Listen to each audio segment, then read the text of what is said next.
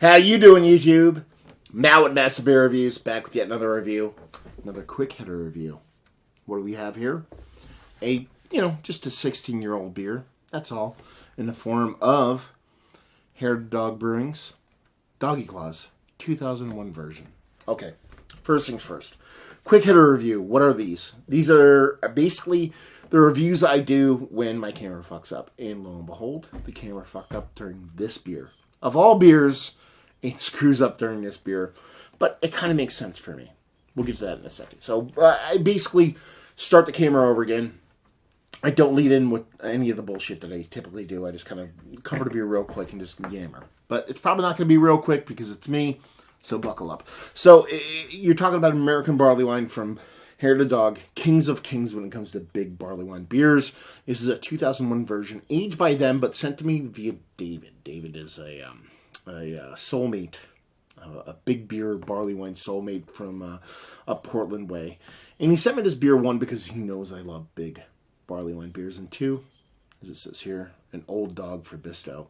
My dog passed away about a month ago. He was my best friend, and I have another dog, and I love her to bits, but Bisto was my jam.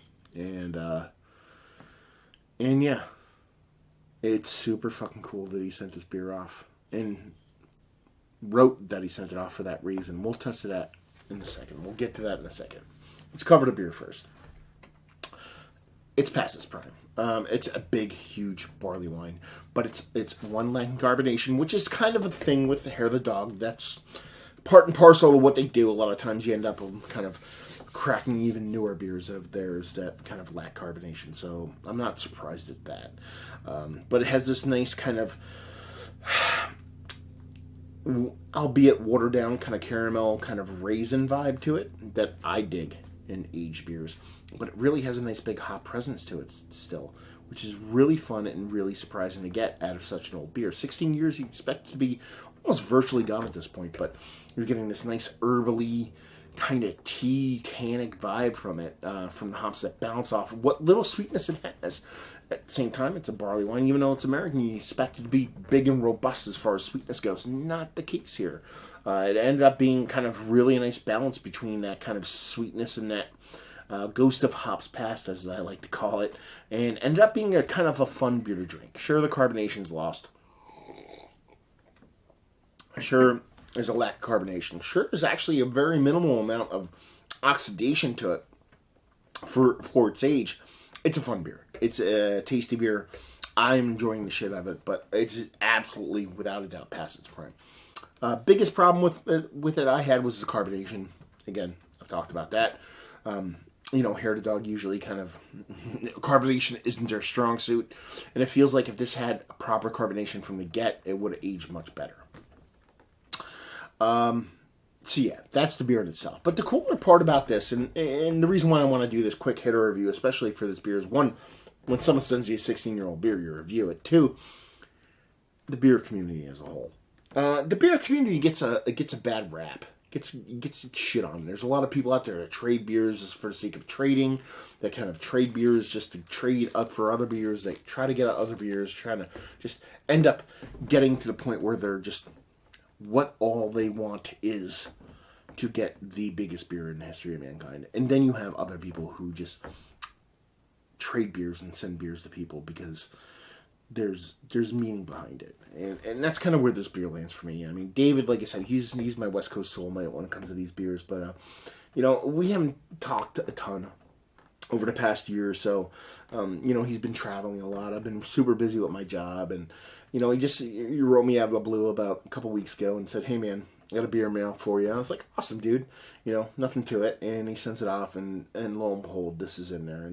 And just not to send me a beer mail, but do something that obviously he put effort and time into, wrapping this beer around the sentiment of me losing my best friend. That is absolutely fantastic. And to me is the meaning of what a lot of the community is when it comes to beer. There's a lot of pomp, there's a lot of circumstance when it comes to beer. People are just, trying to put their best foot forward. It's like a dating scene almost, and trying to show their best, not even their best side, but show a false front. And that to know, not even to have, to know that there's people out there that are just in tune with the goodness of life in general, not just beer, but to do things like that, send off beers that just aren't just mailers. I mean, it's weird because I sit here and talk about like beers like this next level thing of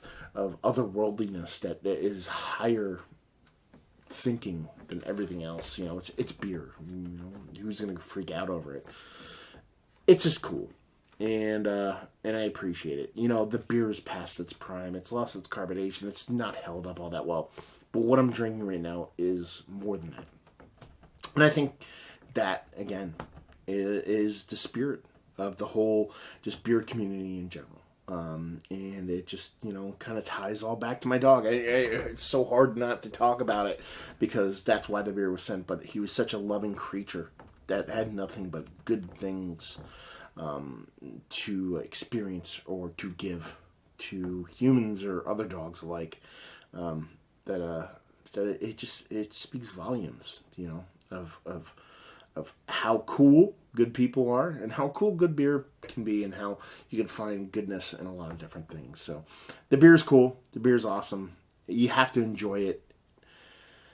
If you enjoy older beers, if you're a Haysbro or a new beer guy, you drink this and think you're drinking poison or something that's fucked up. But that's not what I taste here. What I taste here is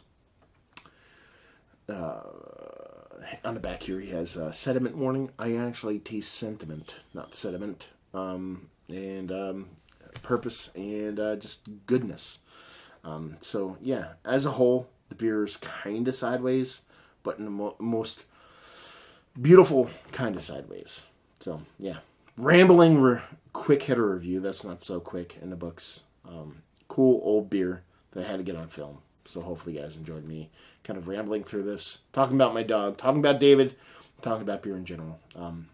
Yeah, so drink some old beer. Find some old barley wines. Pick them up. Drink them. Enjoy them.